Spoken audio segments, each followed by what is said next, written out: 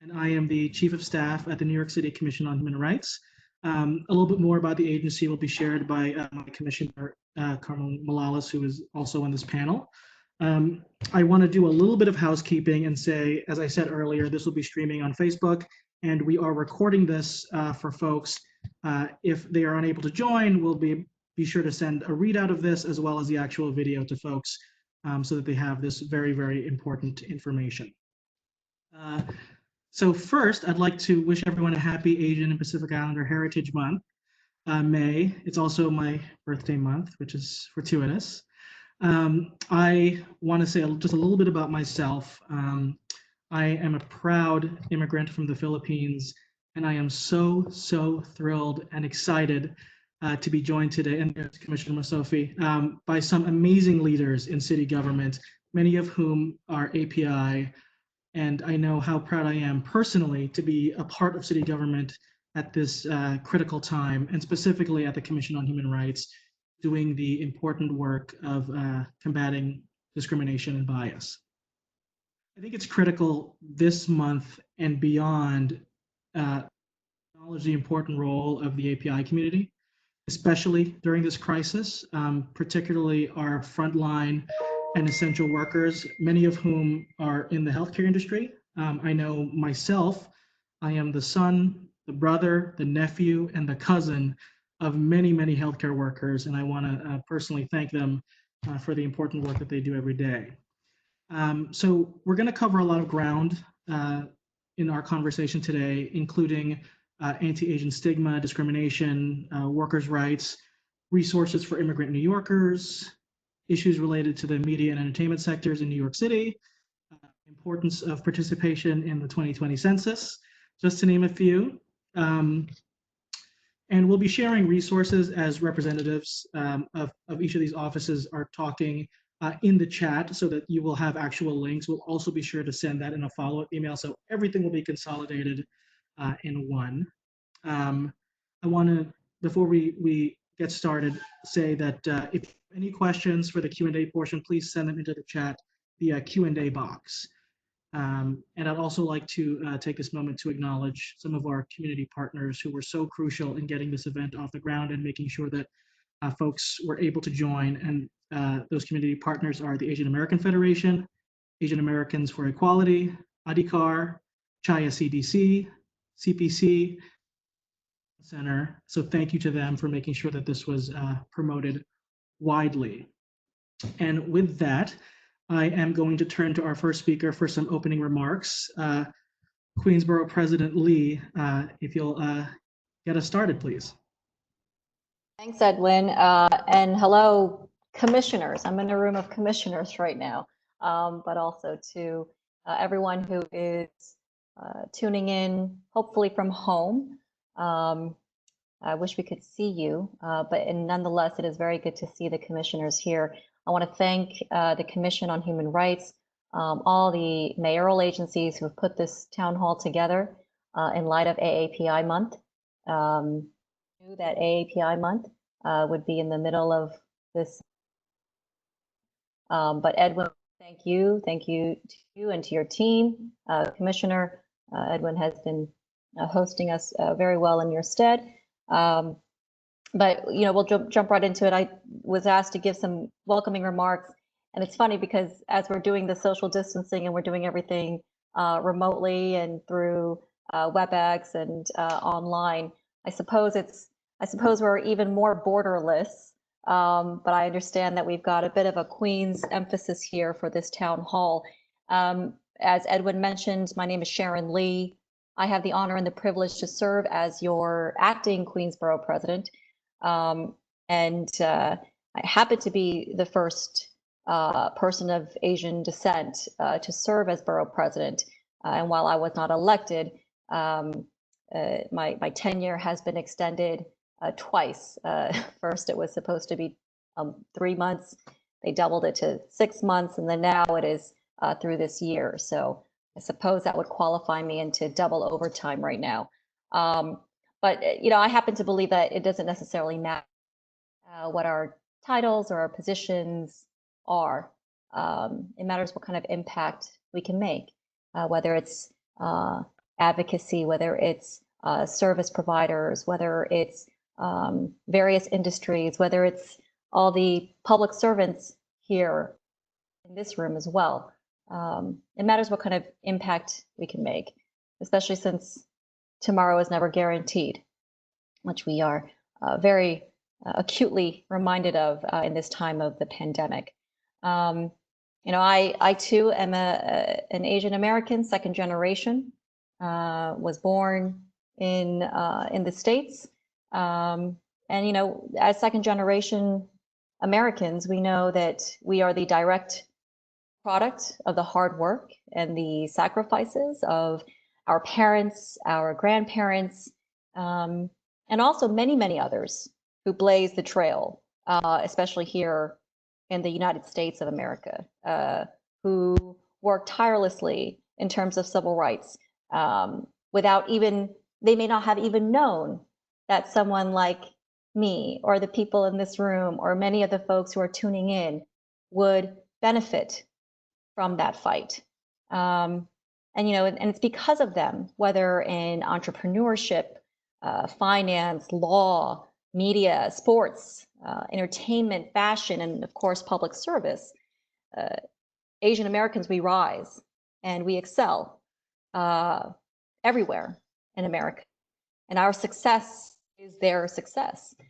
But as we know, as we speak, and as we launch into AAPI month of 2020, in our country, there is a troubling, twisted discussion of whether immigrants or children of immigrants, whether we are a burden to America, whether we are of value to America, whether we belong here, whether we are even American enough.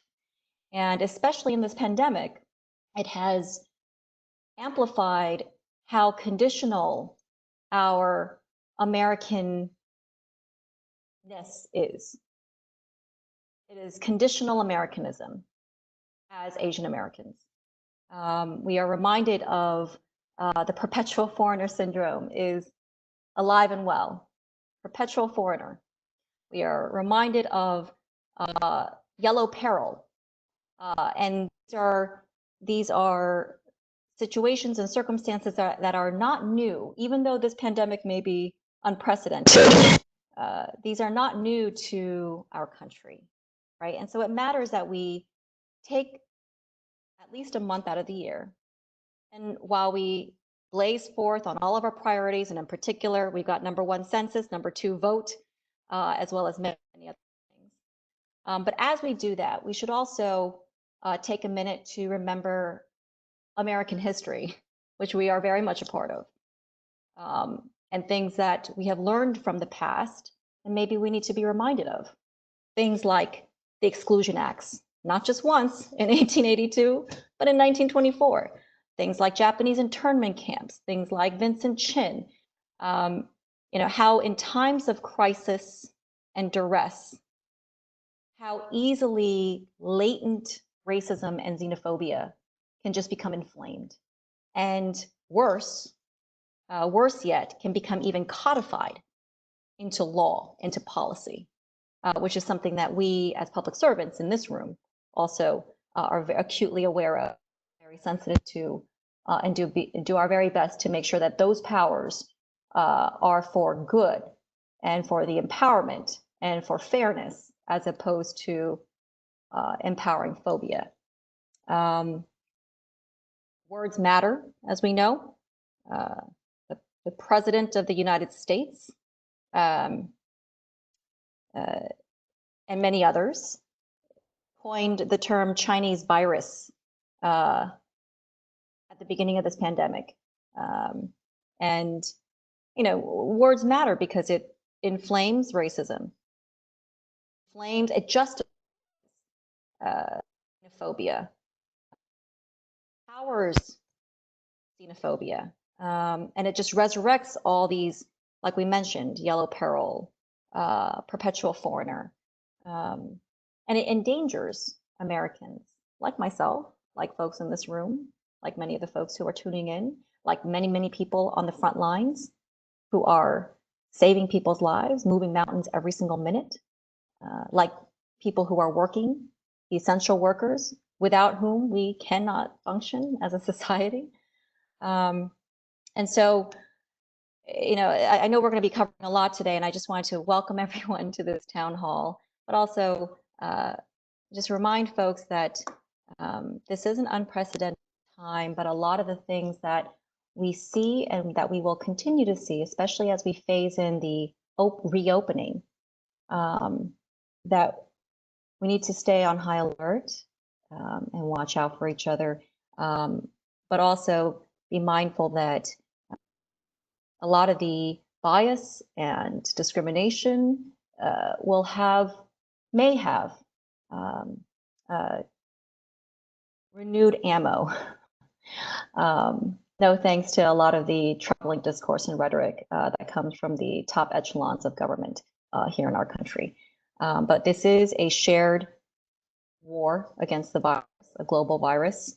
And while the virus does not discriminate, what this pandemic has done is it has exposed and magnified the deep inequities and the deficiencies in safety, resources, care that our communities are not immune from either.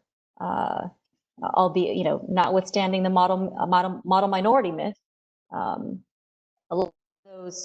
disproportionate cost that is borne by communities is something that we are all actively working to try to mitigate and to even try leveling that field, if not flattening even that curve. And so with that, I want to again thank you, Edwin, and everyone in this room for bringing us all together. And thank you to everyone who is doing everything possible. Again, the pandemic has magnified the inequities. It's also magnified for us, I think, who is really essential. Who are the workers who are really essential, without whom we cannot live without. We cannot function as a society. And how can we protect those workers? How can we make sure that their families are taken care of in a fair way? How can we make sure that they are not bearing a disproportionate or a disparate burden of the cost of this pandemic?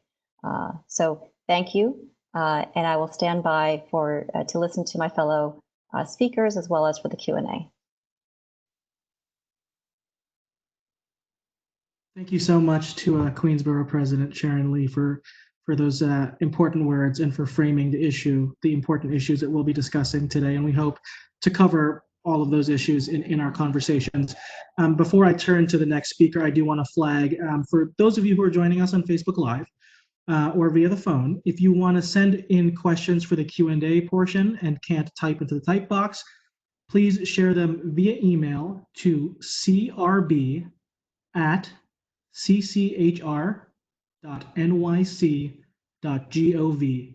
That email again is crb@cchr.nyc.gov. Please feel free to share questions into that. And again, as our speakers are talking, we'll be sharing some of the resources into the chat. And with that, I'll now turn individually to our panelists to introduce themselves and give an overview of the work of their respective offices. And I'll start with my commissioner, the commissioner and chair of the New York City Commission on Human Rights, Carmelyn P. Malalas.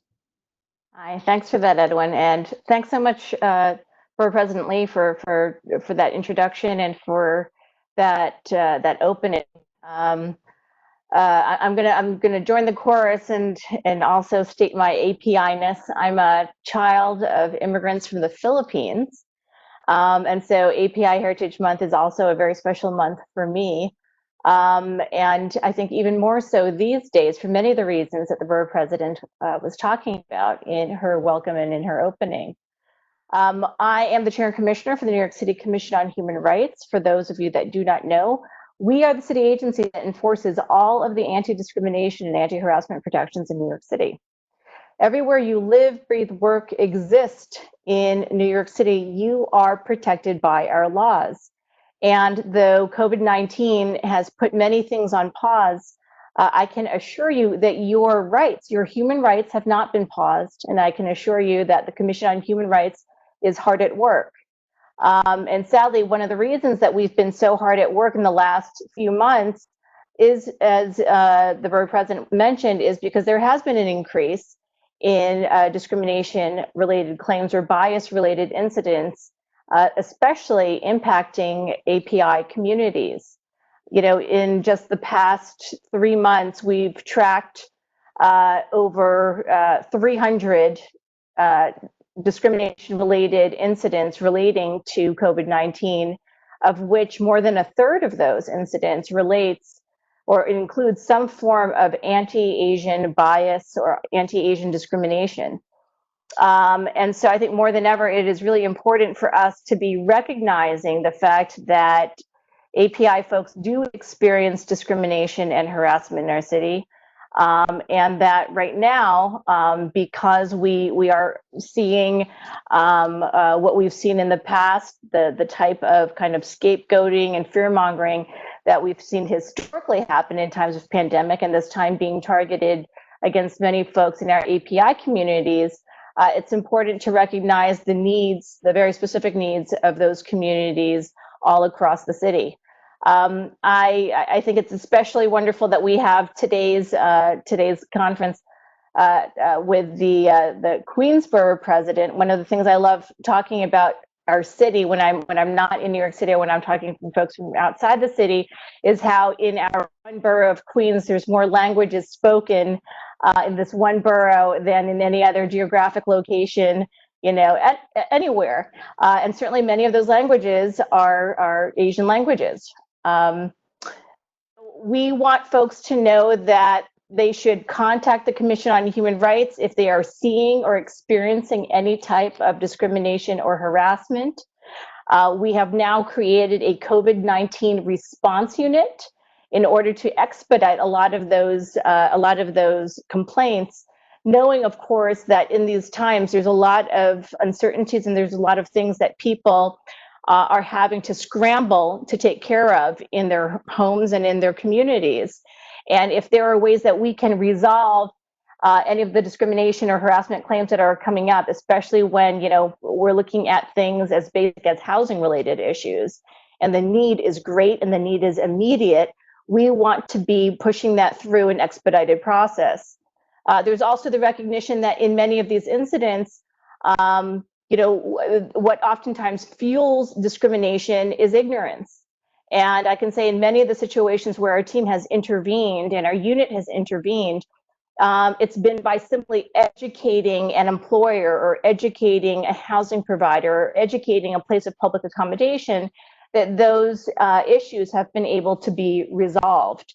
So please, if you are experiencing discrimination or harassment, you can call 311 and ask for human rights. You can call us directly at 718-223-3131.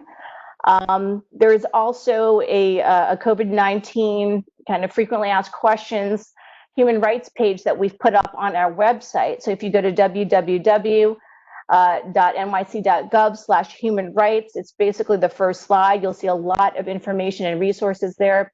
There's a lot, of course, we're doing that's not related to law enforcement, but that is more geared to education and to outreach.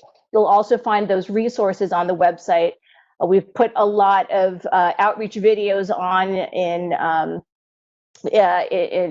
different languages so that whether folks speak Mandarin or Tagalog, or they speak Spanish or Haitian Creole, there's ways that they could be pushing out information about how to contact our agency, or how to avail of city resources.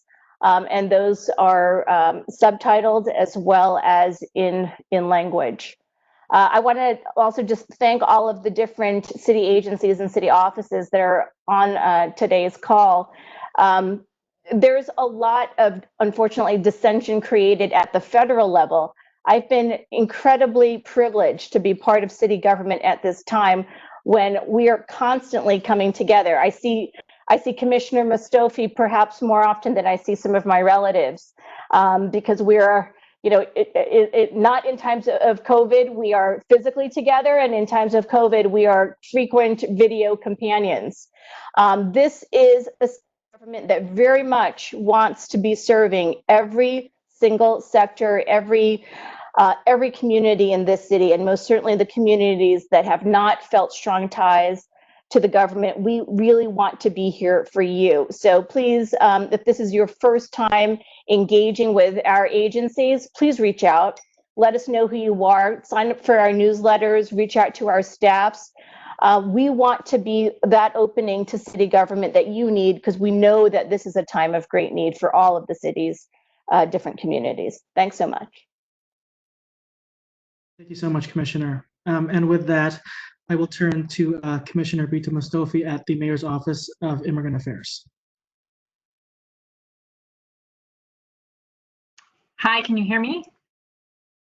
Great. Hi, everyone. I'm Bita. I'm the Commissioner for the Mayor's Office of Immigrant Affairs. As you heard, I want to start by wishing everyone a very happy Asian and Pacific Islander Heritage Month, and thanking Commissioner Morales, the team at the Human Rights Commission, and all of the agencies that have joined us, as well as the Queens Borough President's Office and Acting Borough President Sharon Lee.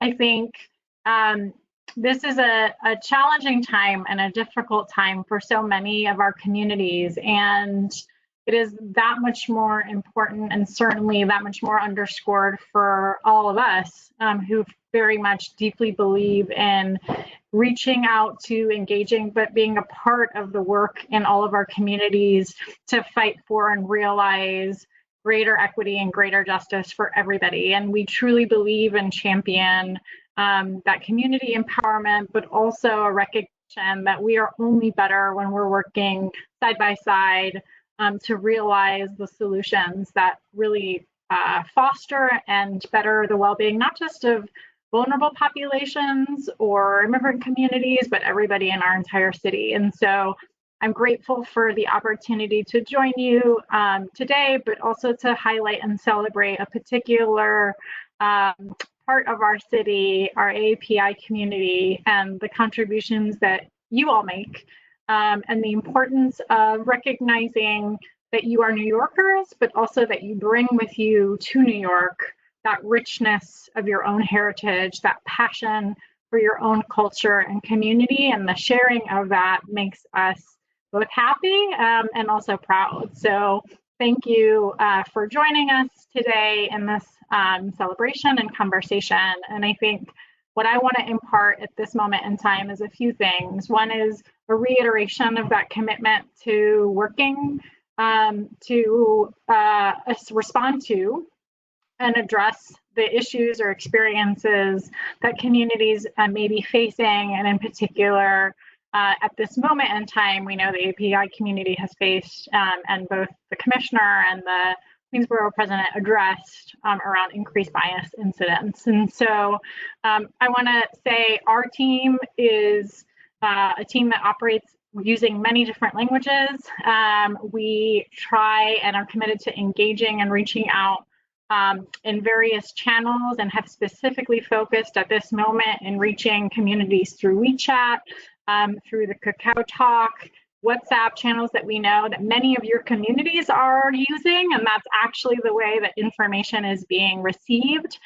If you have further suggestions or ideas on how we can improve that work, please never hesitate to engage us or reach out to us.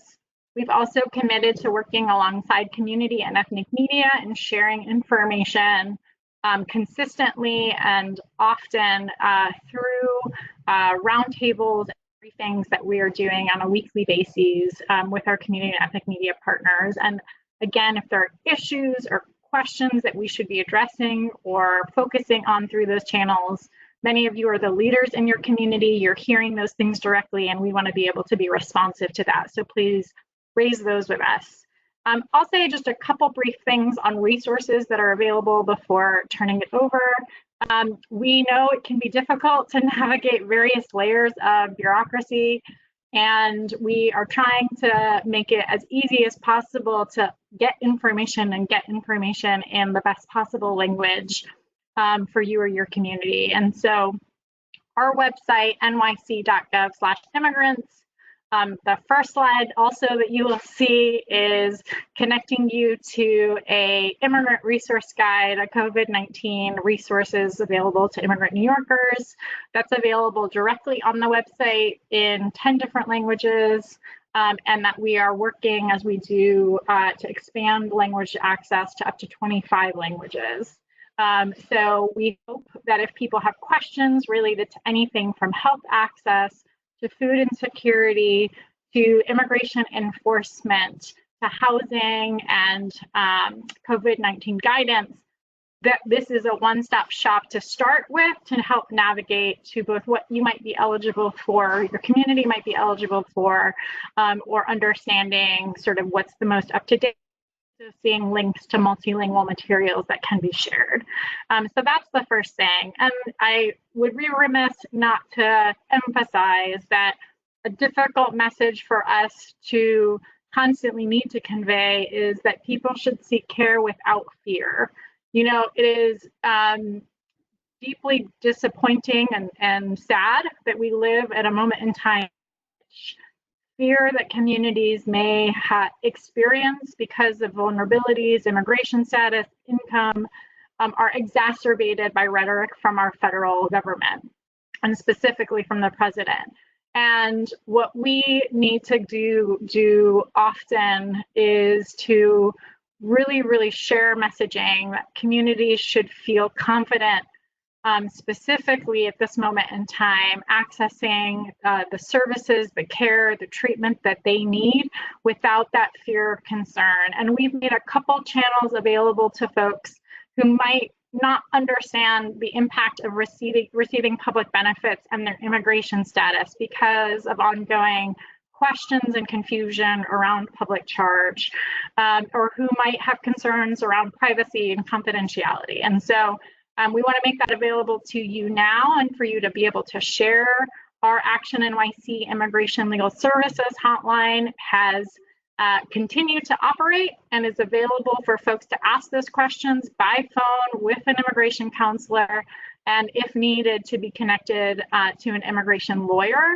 That number is 1-800-354-0365, and we're sharing all that information for you in the chat. Thank you, and as well as our constituent services line. So any question that you may have related to healthcare access, related to food needs, related to the housing, immigration enforcement, so on and so forth, our team is available to be responsive. The number is being shared, 212-788-7654. You can also email us at askmoya@cityhall.nyc.gov. And I'll just end by saying that we have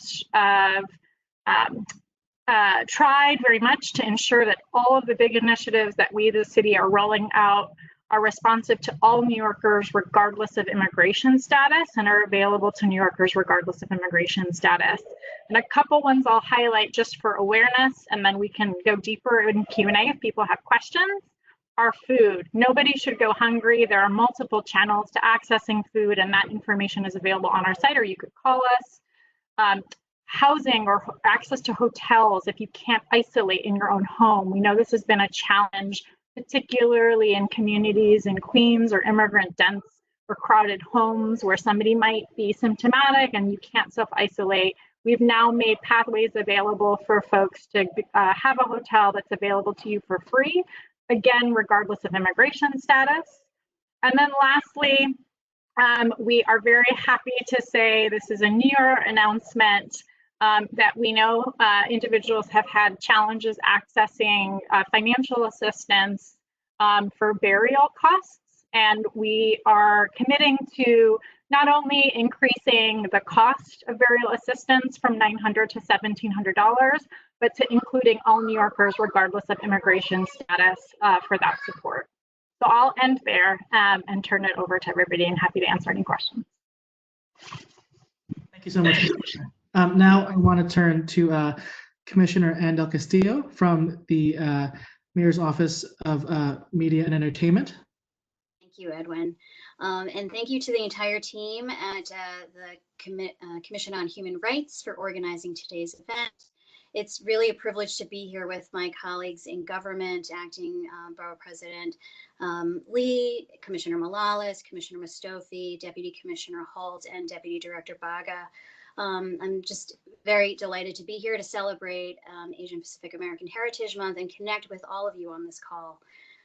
As a Filipino American and a lifelong New Yorker, I am proud to honor our Asian Pacific Islander communities, particularly in the midst of these challenging times.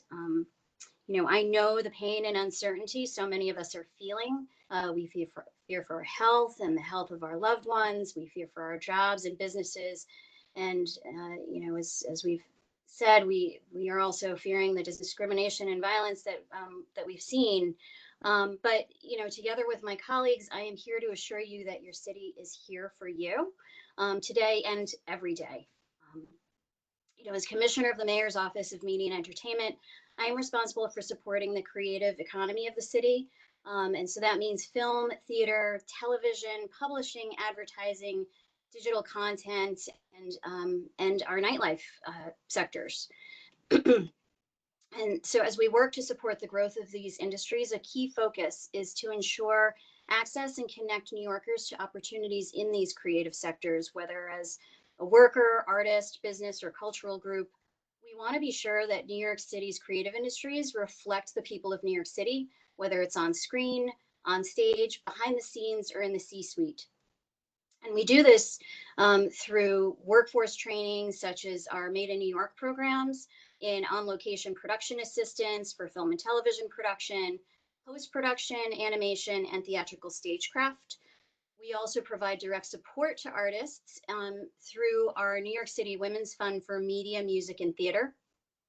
We've actually funded over 150 projects by New York City female identified creatives, including Lingua Franca, by a feature film by Isabel Sandoval, Swell, which is a theatrical production by Melissa Tien, and Women Entangled Memorabilia, which is a jazz piece by Anya Swaminathan.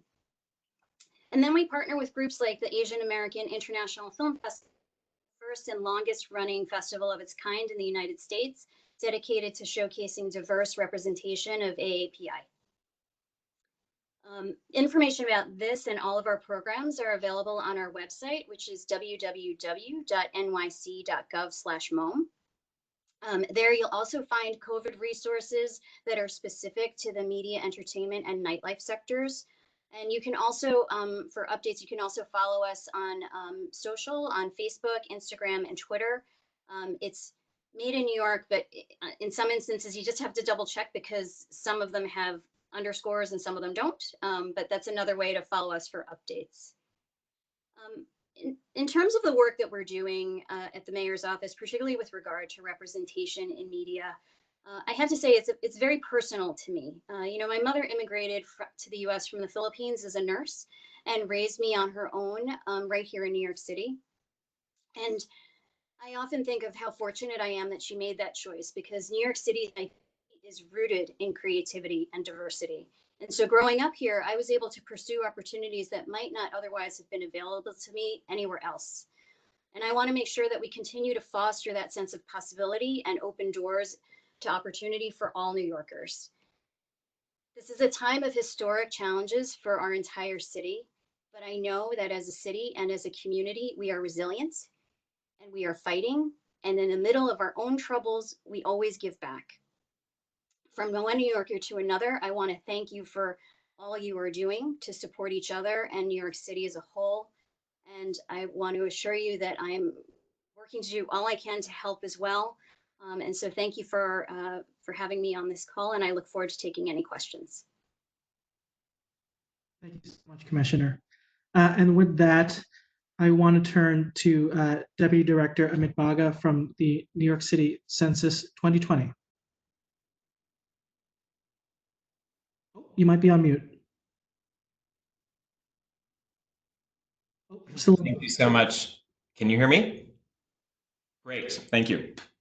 Thank you so much, Edwin, and much Commissioner Morales and CCHR for hosting this incredibly important event today to mark API Heritage Month. Also, many thanks to my fellow panelists who I'm very fortunate to know quite well over a number of years and worked with closely. It's really very, very special to be able to be part of an administration and in the company of so many great leaders who have done such great work on behalf of immigrant New Yorkers and people of color and women for many years now. So I'll talk a little bit today about what we do. I represent NYC Census 2020, which is otherwise known as the Mayor's Office of the Census. This is a first of its kind campaign that has been mounted by the de Blasio administration to ensure that New York City has a complete and accurate count in the 2020 census. Never before has a campaign such as this one been mounted by any other city, and certainly not at this scale, even though there are many cities across the country that are obviously doing this work this year. The 2020 census, like all censuses, is incredibly important to New York City because New York City is one of the places in the country that overall, historically, has been very undercounted by the census. And why does that matter? It matters because the census is all about money, it's about power, it's about respect, and it's about representation. And when we are not fully counted in the census, we miss out on our rightful access to all of those really, really important things.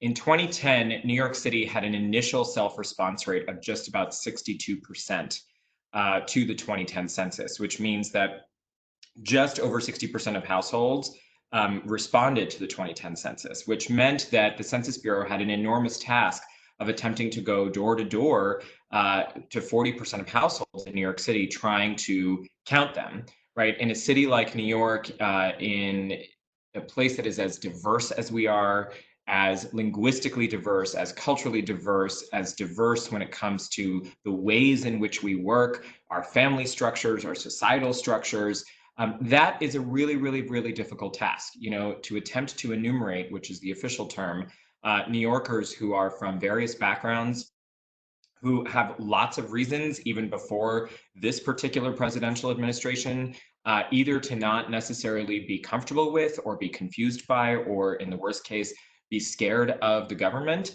You know, the enumeration by someone coming to your door who's saying that they are from the government and wants to ask you personal questions is a really challenging conversation to have. And so as a result, this administration really has made complete and accurate participation in the 2020 census as a top priority. This is especially important for AAPI communities for a number of reasons. Number one, AAPI communities historically, both in New York City as well as in other parts of the country where there are large populations of AAPI folks, have not necessarily participated in numbers that really reflect the full strength and full diversity of the community. The census has actually had quite a bit of a challenging history with AAPI communities, going back to the 1940s and World War II, when census data and information was actually used as the basis to round up and intern Japanese Americans. Fortunately, today, despite the many attempted manipulations of the 2020 census for political purposes, such manipulations are totally not allowed by law. And fortunately, the census has actually been very safe to participate in since the early 1950s, when a number of reforms were passed, and remains a very, very safe activity. Any information that you provide to the Census Bureau is 100% safe and confidential. It cannot be used against you in any way, and really is utilized for the purpose of ensuring that each place in the country, and in New York City's case, our fair share of nearly $1 trillion a year for education, for healthcare, for housing, for transportation, for job training, is appropriately and rightfully distributed. This is also the case and extends to the way in which we are represented at the city, state, and federal levels. When it comes to representation at the city and state levels, district lines for city council seats and for state assembly and state senate seats are drawn based on census data. So what this means for specific neighborhoods and specific parts of the city is that if they do not fully show up in the census locally, it appears as though there are fewer people living in that area, be it Flushing, be it Sunset Park, be it Corona, be it Jackson Heights, be it Richmond Hill, than there really are, which means that those areas are not necessarily going to get the representation that are rightfully theirs. That is very much the case at the council level as well as at the state level. And then at the federal level, what it means is that if an entire state is undercounted and does not fully show up in the census rolls, that state could lose seats in the House of Representatives. The House of Representatives goes through a process every 10 years after every census, where the total number of seats in the House of Representatives, which is a fixed number at 435, is redistributed across all 50 states based on population changes. And if those population changes do not accurately reflect the full population of a particular state, a given state is going to lose seats and another state is going to gain seats, even if the state that is losing seats has not actually lost population. And this is particularly a problem because when it comes to the census, historically, the census has undercounted people of color and immigrant communities. And so, it is really, really critical that for representation, for the very fight for existence, that we show up as Asian Americans in the census. Speaking as a native New Yorker who's now had the great fortune to live in 4 out of the 5 boroughs and serve my fellow New Yorkers in many different capacities across public service, I have to say, what we are seeing in terms of census participation across Asian American communities right now in New York City is certainly troubling. Now, we know some of this is rooted in the overall protracted and very unfortunate and problematic conversation around the citizenship question. I would first like to say that there is no citizenship question on the census. I'd like to say it again. There is no citizenship question on the census. There are no questions about immigration. There are no questions about status. And, one of the challenges that we really face right now is that because of the protracted conversation around this, and despite the fact that New York City took the Trump administration to the Supreme Court and prevailed in getting the citizenship question kicked off the census, many people are still under the misconception that it is there, right? And as a result, really have a lot of fear that somehow, if they are not citizens, somehow if they are not lawful permanent residents, that somehow their information about census participation is going to be utilized against them.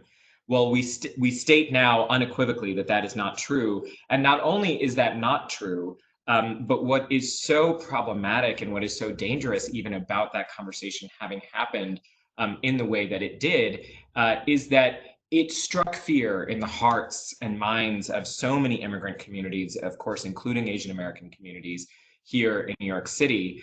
And that is particularly problematic because even if there were a citizenship question on the census, that information could have never been shared with ICE or with Citizenship and Immigration Services or with local law enforcement, because census information is entirely protected by one of the strongest federal privacy laws on the books. Any Census Bureau employee that shares information from the census is subject to a $250,000 fine and 5 years in prison. Since that law was passed in the early 1950s, as I mentioned earlier, that law has never been broken. And so it's really, really critical that we send this very clear message to Asian American communities that, in order for us to fight for representation and to fight for existence, which is what we have been doing for so many decades now, it is critical that we show up in the census. If we don't show up in the census, it's as we don't exist. We don't get our rightful share of billions of dollars distributed to cities and states across the country every year, and we lose power at the city council level, at the state legislature level, and also in Congress. Just to put a slightly finer point of the picture of census participation across New York City among AAPI communities at this time, what we are seeing in places, for example, like North Corona and East Elmhurst, which have been hard hit by COVID, which have very robust Latinx populations, is that they're participating at approximately 30% of self-response. Flushing, Sunset Park are in the mid to upper 30s. Richmond Hill and Ozone Park, one of the largest South Asian communities in the city, is at the very bottom, unfortunately, of self-response, right in the lower 30s. And so we have to mobilize really, really, really strongly all of our Asian American communities across New York City to come out and participate in the census, emphasize that it is safe, it is easy, it is important. And in fact, if you are not a speaker of English or you have limited English proficiency, the Census Bureau has actually made participating in multiple Asian languages fairly simple. You can go online to my2020census.gov, or you can call one of several specific phone numbers that will connect you to native speakers of Mandarin, of Cantonese, of Tagalog, of Japanese, of Vietnamese, and complete the census in any one of those languages. It's unfortunately not available in any South Asian languages, but there are language guides in 59 different languages on the Census Bureau's website. And on our website, nyc.gov/census, we have information in more than 20 languages. And we are currently advertising about the census in more than 20 languages, including in local and ethnic media. So we really encourage every single New Yorker, regardless of what language you speak, regardless of your background, regardless of your immigration status, to participate in the census and ensure that we get our rightful share of money, power, respect, and representation. My2020census.gov, 10 simple questions will take you just 5 minutes. Thank you so much. Thank you so much, Deputy Director. And with that, I want to turn finally to Deputy Commissioner Ben Holt at the Department for Consumer and Worker Protection. Hi, thanks so much, Edwin. And thank you to Borough President Lee and to CCHR for putting on this event. And thank you to all of you who are joining today. It is really an honor to be here during API Heritage Month, and particularly alongside so many of our sister agencies who have spoken so well about the city's commitment to serving immigrant communities in New York City. So as Edwin mentioned, I'm the Deputy Commissioner at the Department of Consumer and Worker Protection. I focus on worker protection issues, but I'm here today on behalf of our Commissioner, Lorelei Salas, who regretfully was unable to make it this afternoon. And our mission at DCWP is to protect and enhance the daily economic lives of New Yorkers. I'm going to talk briefly about 3 different ways that we try to fulfill that mission with a focus on the current crisis. Before doing that, I can't point to quite as many languages as Amit just did, but we strive to make our agency accessible to non-English speakers. We have a variety of written materials that we translated into many different languages. We have multilingual staff and other resources to try and make sure that we are accessible to all New Yorkers. Now, traditionally, DCWP has been a consumer protection agency. We enforce laws that are meant to protect consumers against fraudulent and other abusive business practices. Now that includes laws against price gouging, which is particularly relevant during the current crisis. We've really been inundated with complaints in this area around businesses who have ramped up the prices of everyday goods, essentially trying to turn a profit out of this public health crisis. So we have fielded about 9,000 complaints and issued almost 4,000 violations against businesses that have been overcharging consumers. And we have also taken action to try and change the standards around what businesses can do. So we have issued an emergency rule that makes it illegal for a business to raise the price of any personal or household good that is necessary either to treat or help prevent the spread of COVID-19 by more than 10%. And what that means is they cannot raise the price by more than 10% from what it cost in any previous 60-day period. And like I said, we've gotten almost 9,000 complaints in the last month and a half about price gouging violations. If this is something you have experienced, I encourage you to call us. You can call us by dialing 311 and saying overcharge, and you'll be routed to our office.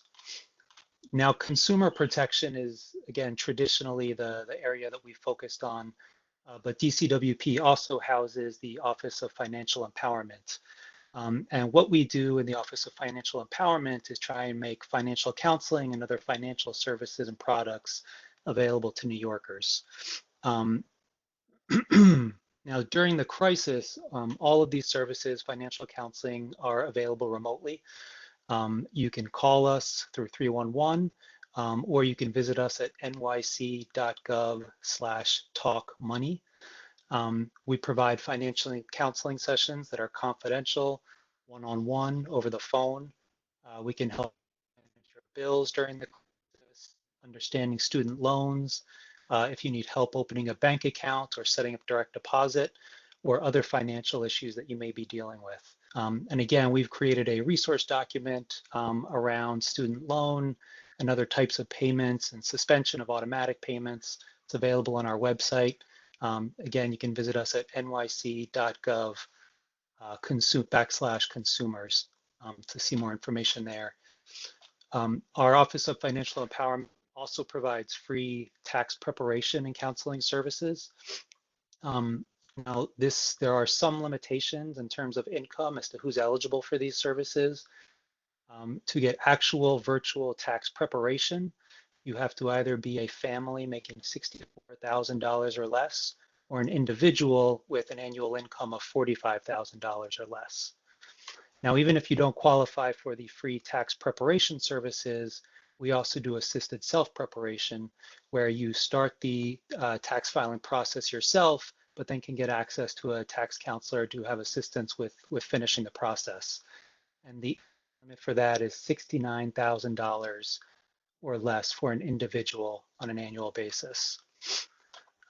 Now, these are remote services. To be able to use these effectively, we believe you need to have access to a computer, a tablet, or a smartphone, or some similar device. You're going to need a stable internet connection, the ability to send and receive messages either over text or email, and the ability to download a secure video conference software that you would use to communicate with one of our tax professionals.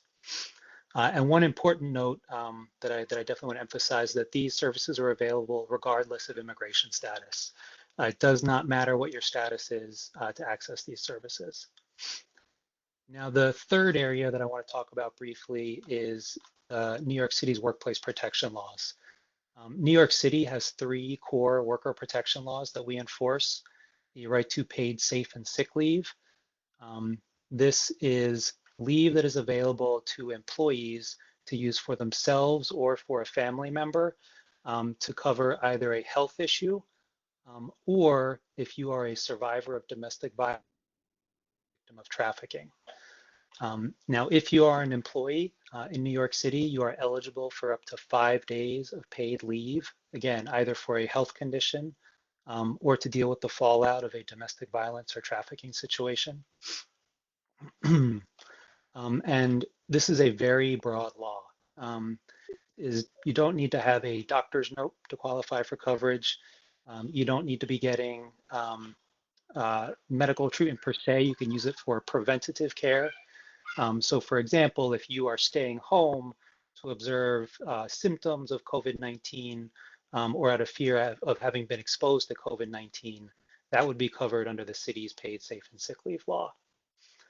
Second, we enforce the Fair Workweek laws. These laws apply to fast food and retail employees in the city. If you are a fast food or retail employee, your employer needs to give you advance notice of your schedule. Now, the idea here generally is that you need that advance notice to plan your life. Obviously, this is particularly important during the current crisis when many people are dealing with job losses, reduced shifts, lost hours. So your schedule is changed at the last minute, less than 72 hours for retail, or anywhere within 14 days for a fast food worker, you may be eligible for additional compensation for the changes to your schedule. Now, the third law that I want to mention briefly is the Freelance Isn't Free Act. Unlike the first two, this law covers people working as independent contractors, not employees.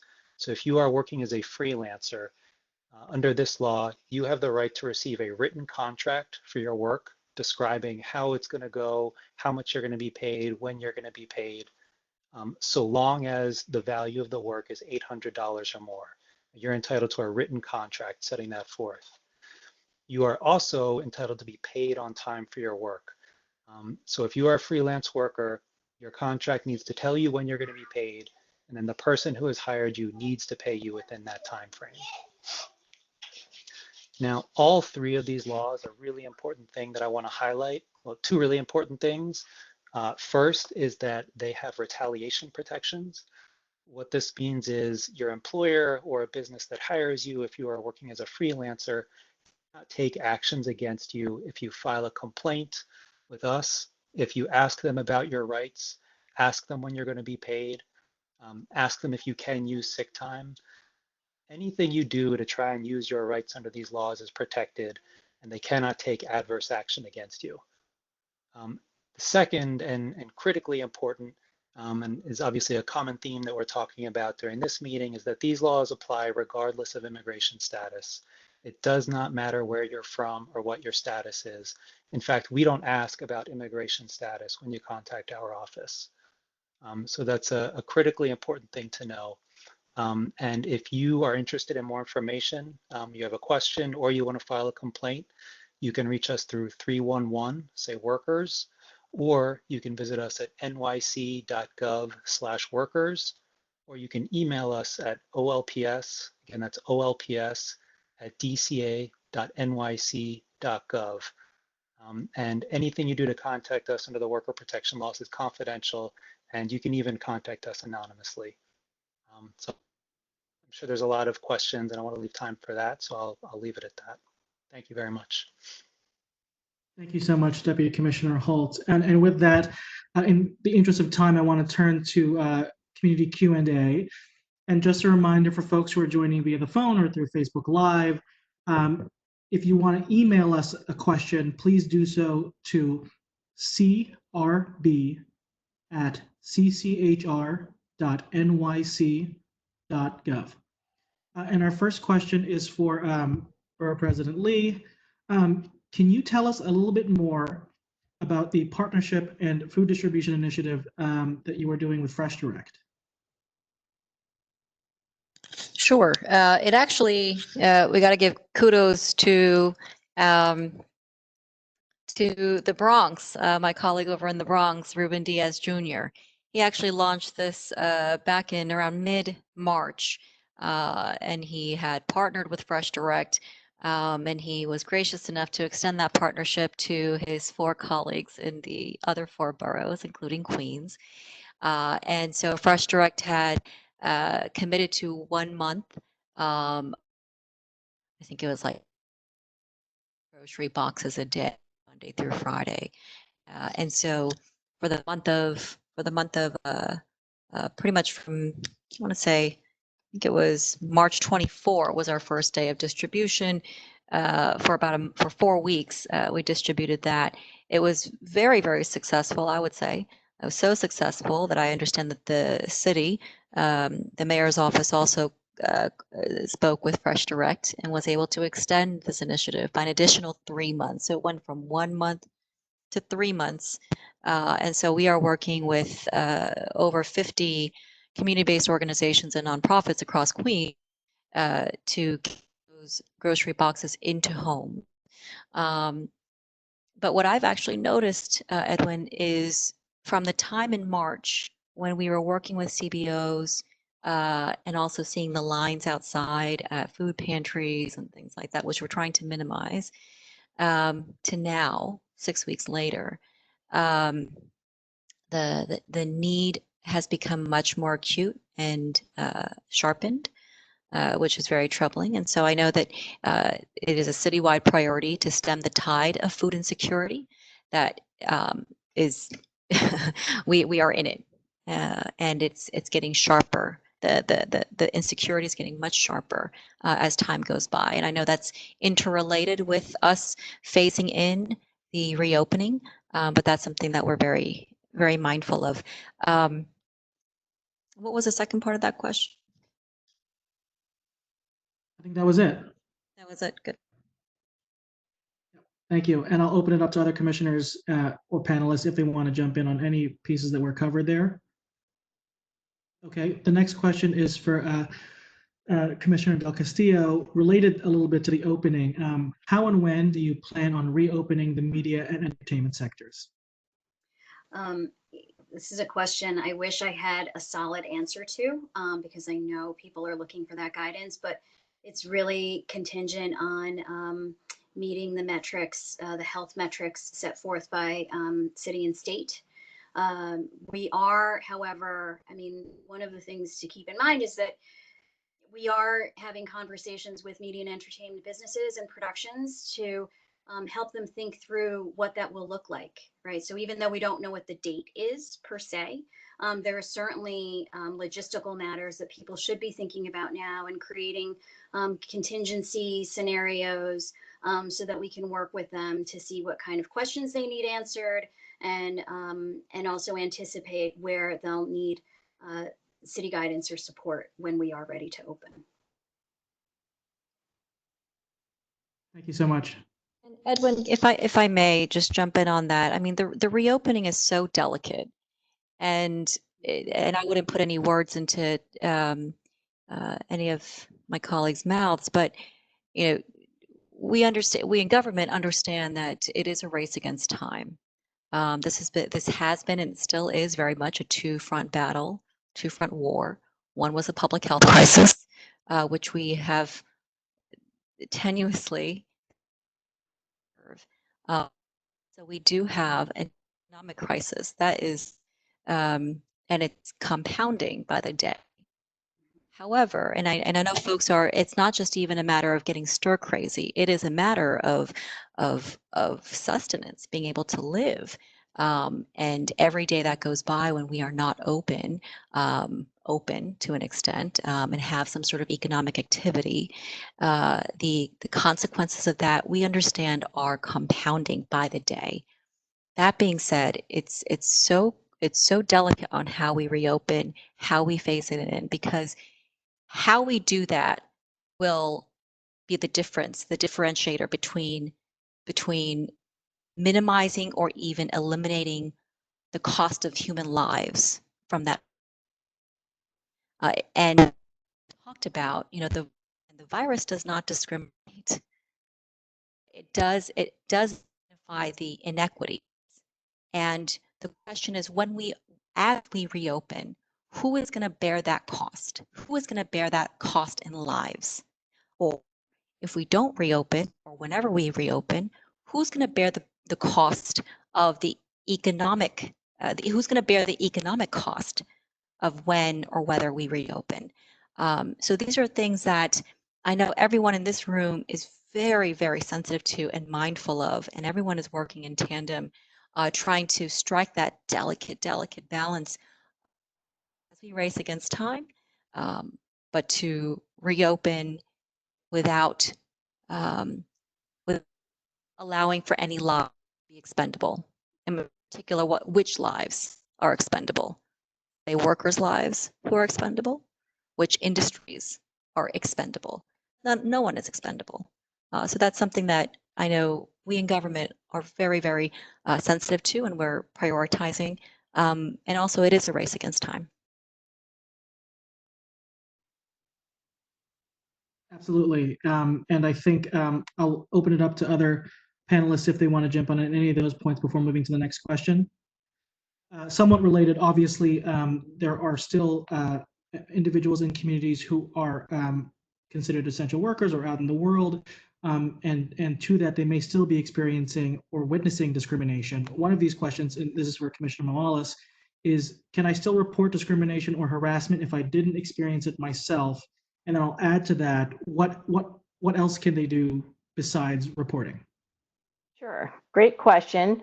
And I would expect no less of a question from New Yorkers, because it's something that comes up a lot. People who are witnessing acts of discrimination and harassment and feel a little powerless and think to themselves, you know, what should I have done? What can I do, etc.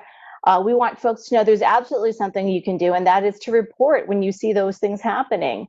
In the last, 5-6 weeks, the Commission on Human Rights has hosted about 5 bystander intervention trainings, working with the Commission of Anti-Violence Education, because people experience this phenomenon of, witnessing something and saying they felt kind of paralyzed in the situation, wanting to do something that is right, wanting to take some action while also being safe and wondering, how do I interrupt what's going on right now? How do I support the person who is being discriminated against or attacked?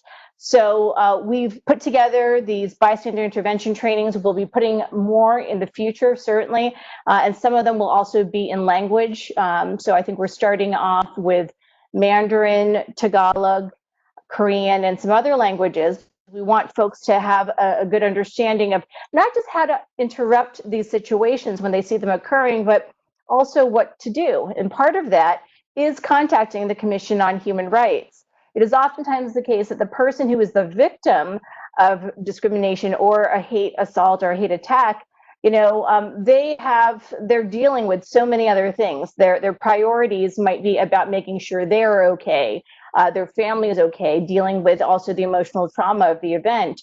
And so it is actually the folks who are witnessing those events that are probably best situated to report those incidents to the Commission. A few things I'll stress on that.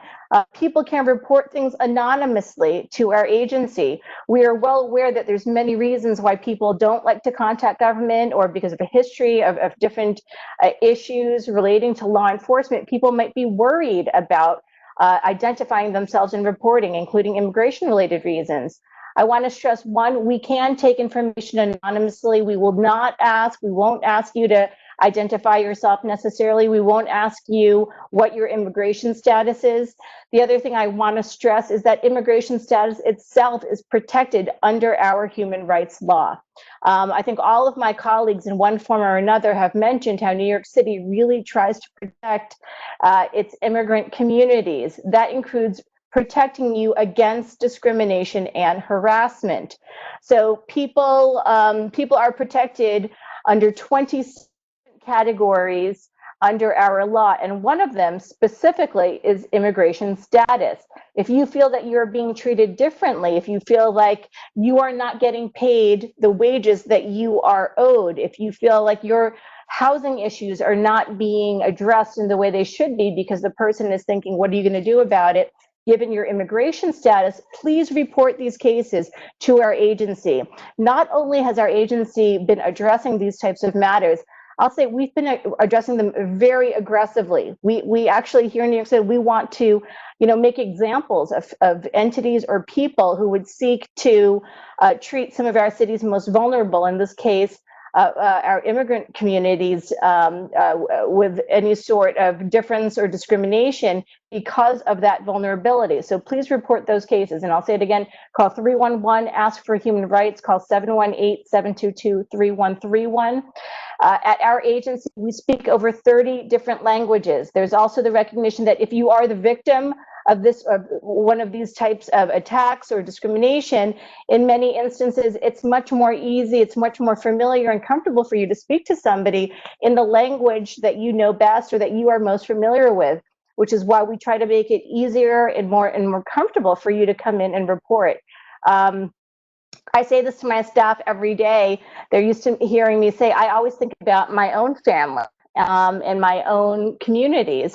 And if people are experiencing any of these things, what is it that we can be doing to make it easier for people to report in? So I'll also say, if people have other ideas of ways that we could be reaching out to folks, please do let us know.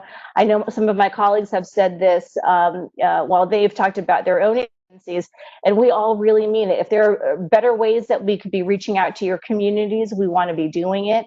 I know at our agency, we spend 100% of our media ad buys in ethnic and community media, really trying to get to folks. If you haven't seen any of our agencies, I think in the media that you frequent, let us know. I think we all genuinely want to know that.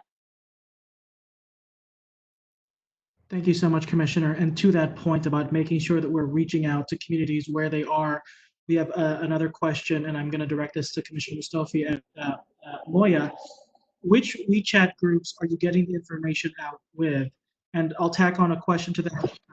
Who should community members reach out to in order to get added to any sort of listservs or otherwise to make sure that they're getting the right information? Thank you for the question. I think we actually engage in a lot of WeChat groups. I know that in the last week, I have appeared on at least 2 of them.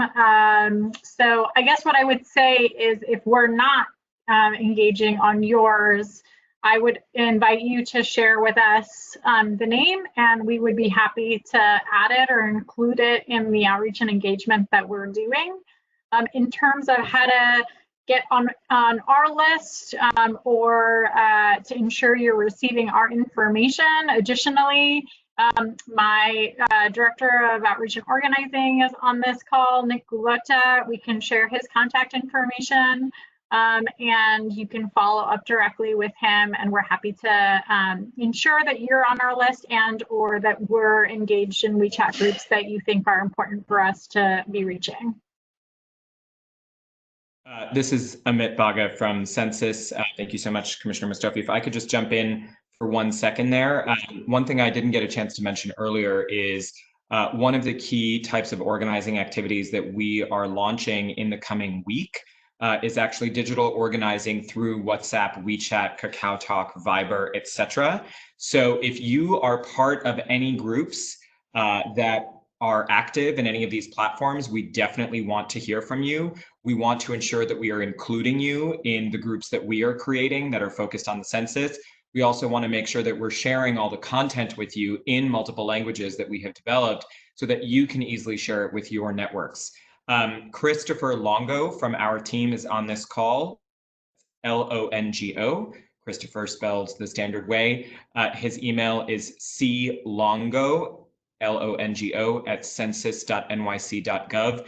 If you could just shoot him a quick note and let him know if you want to be part of any of these groups, we very much welcome your participation and very much will be relying on it as well. Edwin, going back to the hate crimes, it doesn't have to be, a hate crime doesn't have to necessarily be the more egregious stories that we see, like splashing acid on people, which right, it doesn't there's a range of that type of discrimination and bias attack. And so I want to encourage everyone,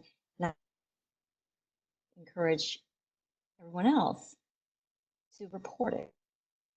It's similar to like the census and voting. If we don't report it, it essentially didn't happen. And while for folks who may be questioning whether, oh, is it worth even reporting? It was just something that was said, but that really needs to be documented. It needs to be documented so that government can see where the resources need to go, where the areas that are problematic may be, and then we can actually address it. Because I assure you that if you have been the target, you may not want to call yourself a victim, but if you've been the target of that kind of treatment, you're probably not the only one. I would almost guarantee you are not the only one.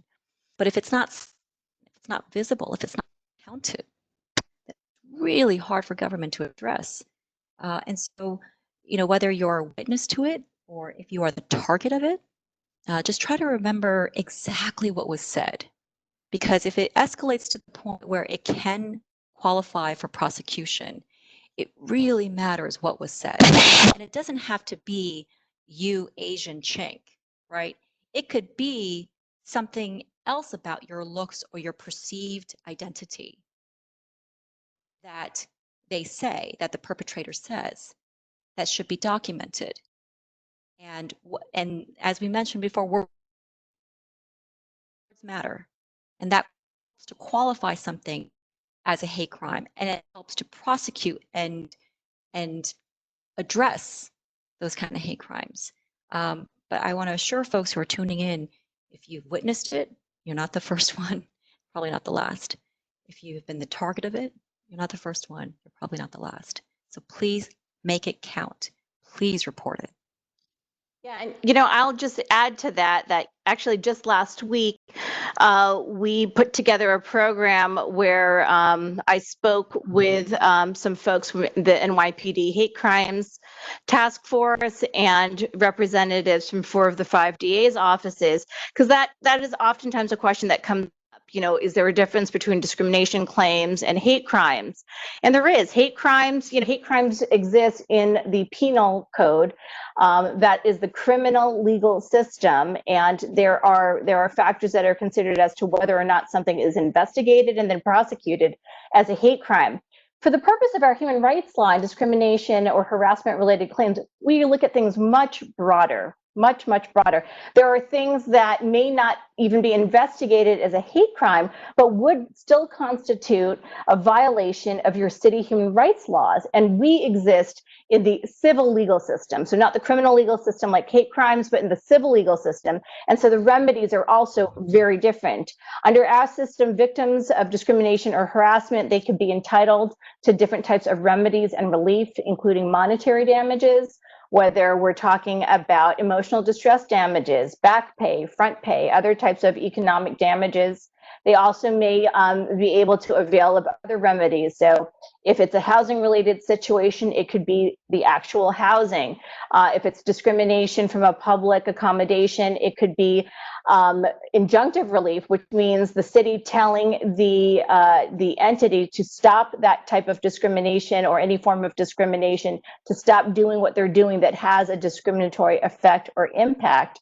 And very much in the last few years, we have also been very active in ordering more restorative justice type remedies or transformative justice type remedies, so that the remedies, rather than issuing civil penalties, which we have the ability to do, we have the ability to levy up to $250,000 in penalties per discriminatory act as deterrence to discrimination.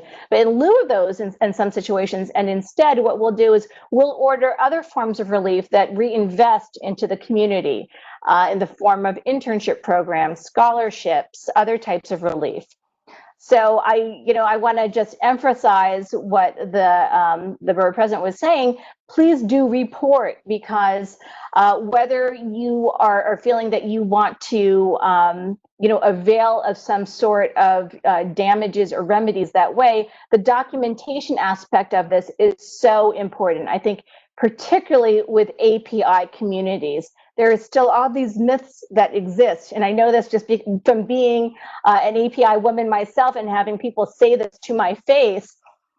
People still doubt that there is anti-Asian racism that occurs or that exists. And I mean, we're all nodding our heads on this, on this video, because we all know it definitely exists.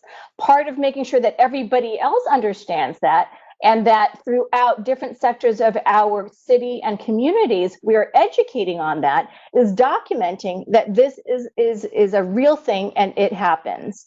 So please do report to us, regardless of whether or not you think it's a hate crime, regardless of whether or not you've been told it's a hate crime.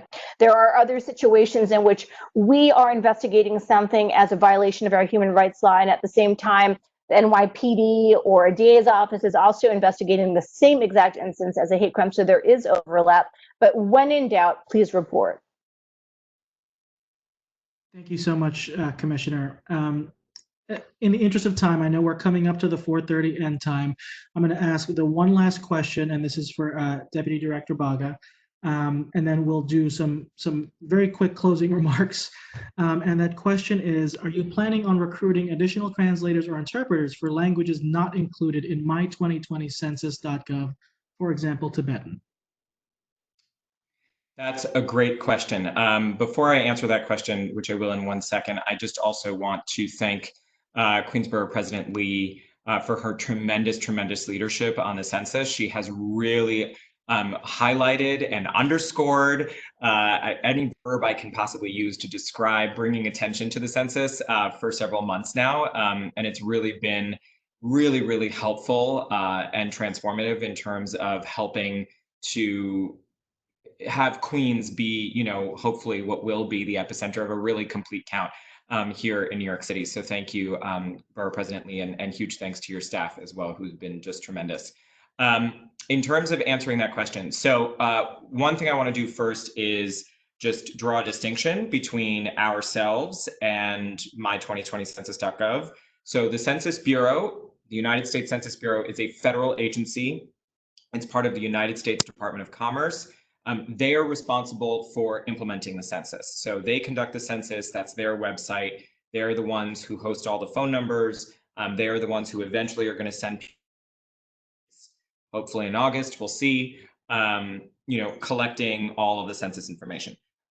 Our office, the mayor's office of the census, is really responsible for ensuring that we are connecting New Yorkers to the census, making the census more accessible for New Yorkers, and really doing all that we can to push New Yorkers to fully respond to the census. So we have a number of different organizations that we've been working with on the ground. Through our Complete Count Fund, which is a $19 million fund funded by the mayor and the city council, as well as through our citywide partners, we are working with a number of AAPI organizations that are providing translation services, materials, videos, and also telephonic interpretation for individuals who need assistance.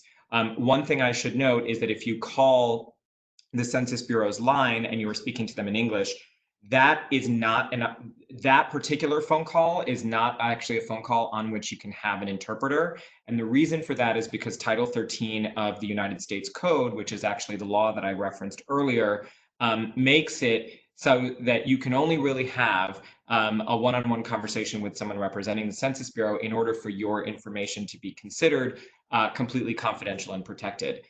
So in the case of Tibetan, for example, I will strongly encourage whomever it is that's asking the question to check out all of the resources that are being made available by Adhikar, which is an incredible organization based in Jackson Heights that's been doing really, really important work on labor rights issues, on immigration issues, and now also on the census for a number of years. They have Tibetan speaking staff, as I understand it, and they can provide information in Tibetan. If there are additional printed materials or digital materials, obviously in this case, that are required for Tibetan, please let us know. Again, you can email Chris Longo. We'd be happy to take on the task of getting some of that translated and made available. I should also note that Adhikar, I think, can connect anyone who is interested in Nepalese and Tibetan resources about the census. They have access to a lot of materials that have also been produced by other organizations and by other cities. So certainly that assistance is available. Thank you so much. And again, we're going to wrap this up now, but for those of you who want this information, we'll be sharing it via email afterwards. This entire event was recorded.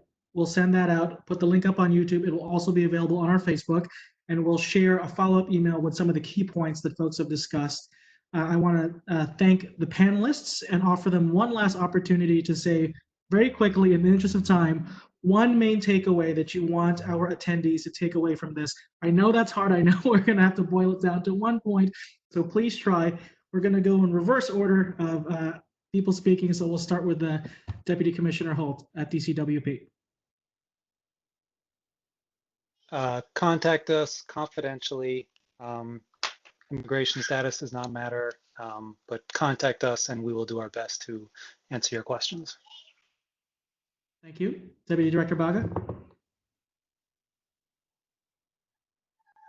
Oh, you might be on mute. Sorry, I was on mute.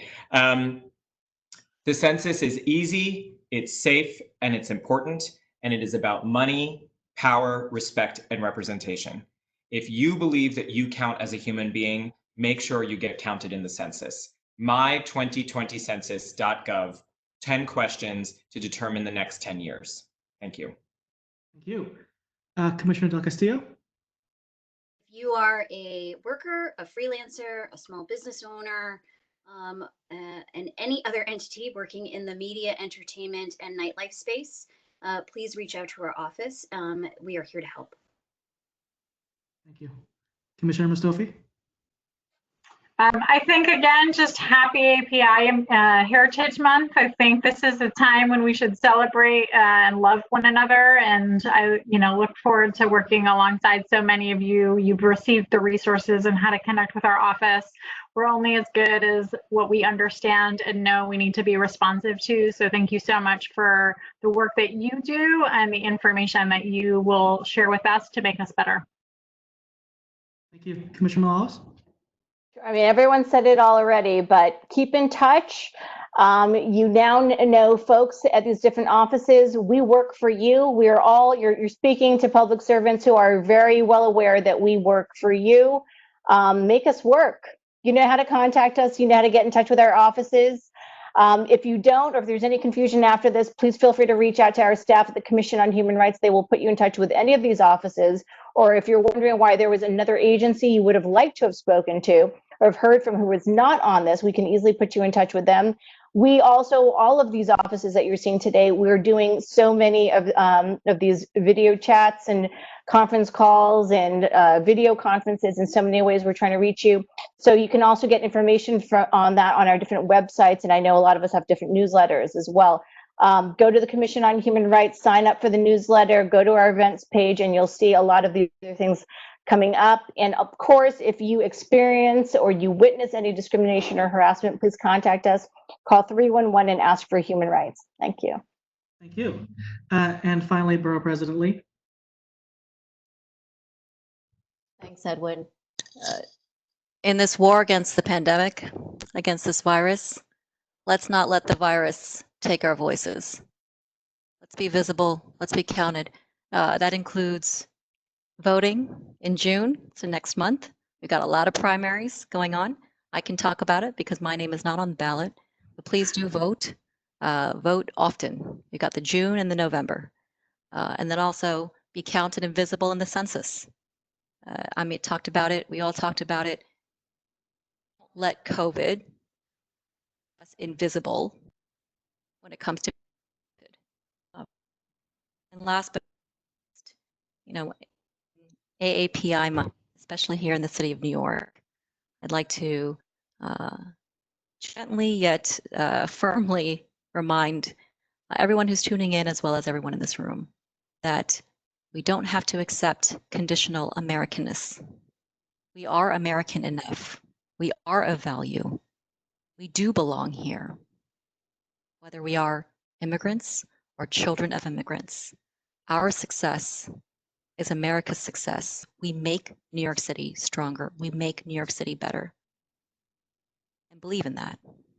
Thank you. Thank you so much, Borough President. I want to close and thank all of our fantastic panelists for joining us today. I want to thank our community partners, and I especially want to thank everybody who joined us. I know that to carve out an hour and a half of your day to hear about city resources, many of which are going to be shared. So fear not if you were unable to join, if you had friends or family who were unable to join, all of this will be shared widely. And finally, wish everyone again happy Asian Pacific Islander Heritage Month. Thank you so much to everybody.